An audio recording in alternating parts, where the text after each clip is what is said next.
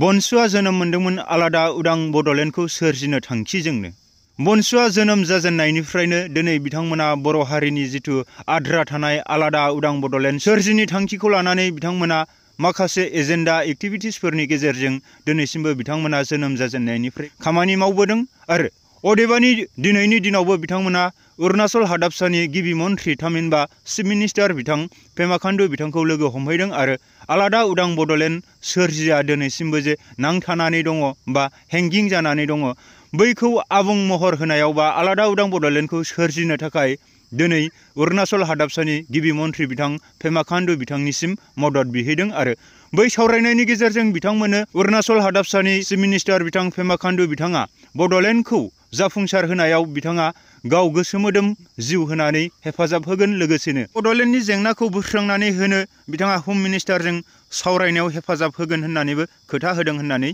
बनसु आफादनि आफादगिरि बिथाङा वाट्सएपनि गेजेरजों खौरांखौ दैथायहरो। बेजोंनो लोगोसे बे अरुणाचल हादाबसानिनो स्टुडेन्ट इउनियन बिथांमोनजोंबो बड'लेण्ड जेंनानि सायाव बिथांमोना गुवारै सावरायलायो होननानै मिथिहोहरो।